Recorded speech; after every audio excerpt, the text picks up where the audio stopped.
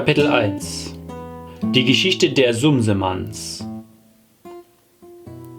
Sumsemann hieß der dicke Maikäfer, der im Frühling auf einer Kastanie im Garten von Peterchens Eltern hauste, nicht weit von der großen Wiese mit den vielen Sternblumen. Er war verheiratet gewesen, aber seine Frau war nun tot. Ein Huhn hatte sie gefressen, als sie auf dem Hof einherkrabbelte am Nachmittag, um einmal nachzusehen, was es da im Sonnenlicht zu schnabulieren gab. Für die Maikäfer ist es nämlich sehr gefährlich, am Tage spazieren zu gehen. Wie die Menschen des Nachts schlafen müssen, so schlafen die Maikäfer am Tage. Aber die kleine Frau Sumsemann war sehr neugierig, und so brummte sie auch am Tage herum. Gerade hatte sie sich auf ein Salatblatt gesetzt und dachte: »Willst mal probieren, wie das schmeckt?« Pick! Da hatte das Huhn sie aufgefressen. Es war ein sehr großer Schmerz für Herrn Sumsemann, den Maikäfer. Er weinte viele Blätter nass und ließ seine Beinchen schwarz lackieren. Die waren früher rot gewesen. Aber es ist Sitte bei den Maikäfern, dass die Witwer schwarze Beine haben in der Trauerzeit. Und Herr Sumsemann hielt auf gute Sitte, denn er war der letzte Sohn einer sehr berühmten Familie. Vor vielen 100 Jahren nämlich, als der Urahn der Familie Sumsemann sich gerade verheiratet hatte, geschah ein großes Unglück. Er war mit seiner kleinen Frau im Wald spazieren geflogen, an einem schönen Sonntagabend. Sie hatten viel gegessen und ruhten sich ein wenig auf einem Birkenzweiglein aus. Da sie aber sehr mit sich selbst beschäftigt waren, denn sie waren jung verheiratet, merkten sie nicht, dass ein böser Mann durch den Wald herbeikam. Ein Holzdieb, der am Sonntag stehlen wollte. Der schwang plötzlich seine Axt und hieb die Birke um. Und so schrecklich schlug er zu, dass er dem Urgroßvater Sumsemann ein Beinchen mit abschlug. Fürchterlich war es. Und sie fielen auf den Rücken und wurden ohnmächtig vor Angst. Nach einiger Zeit aber kamen sie zu sich von einem hellen Schein, der um sie leuchtete. Da stand eine schöne Frau vor ihnen im Walde und sagte: »Der böse Mann ist bestraft für seinen Waldfrevel am Sonntag. Ich bin die Fee der Nacht und habe es vom Monde aus gesehen. Zur Strafe ist er nun mit dem Holz, das er umgeschlagen hat, auf den höchsten Mondberg verbannt. Dort muss er bleiben, bis in alle Ewigkeit, Bäume abhauen und Ruten schleppen.« Aber der Urgroßvater Sumsemann schrie und sagte: »Mein Beinchen, wo ist mein Beinchen? Wo ist mein kleines 6. Beinchen?« Da erschrak die Fee. »Ach«, sagte sie, »das tut mir sehr leid. Es ist wohl an der Birke hängen geblieben und nun mit auf den Mond gekommen. Oh, mein Beinchen, mein kleines 6. Beinchen«, schrie der arme Urgroßvater Sumsemann, und seine kleine Frau weinte schrecklich. Sie wusste, dass nun alle ihre Kinder nur 5 Beinchen haben würden, statt 6, denn es vererbt sich. Und das war schlimm.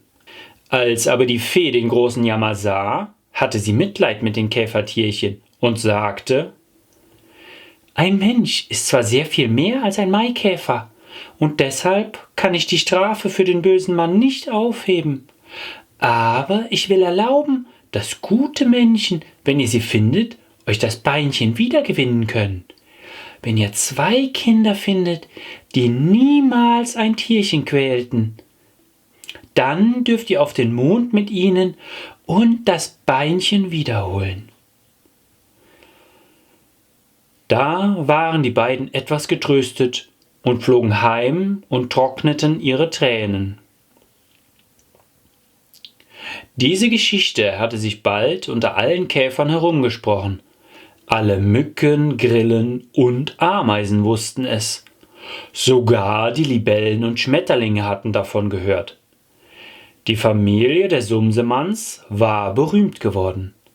Sie galt auf allen Wiesen und in allen Bäumen für ein sehr vornehmes Geschlecht. Aber die Sumsemänner und Frauen hatten viel Leid von ihrem Ruhm, denn immer wieder wurden sie totgeschlagen, wenn sie nachts in die Stuben kamen, um die Kinder zu bitten, oft von rohen und unverständigen Dienstmädchen, oft auch von den Kindern selbst. Dies war der große Fluch, der auf der Familie lastete. Und so kam es, dass zuletzt nur noch ein Sumsemann übrig war auf der Welt, der Witwer, dessen Frau von dem Huhn gefressen wurde, weil sie so neugierig am Tag herumflog, statt zu schlafen. Er war ein sehr vorsichtiger Mann, hielt sich immer ein wenig abseits von den anderen Maikäfern und besonders, seit seine Frau tot war, liebte er die Einsamkeit.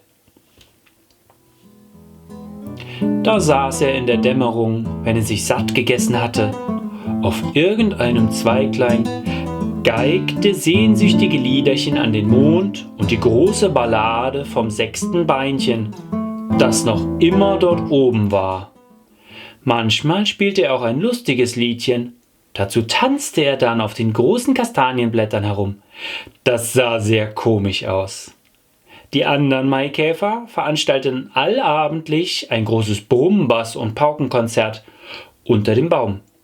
Herr Sumsemann aber sagte regelmäßig ab, wenn sie ihn dazu einluden, und das ärgerte sie sehr.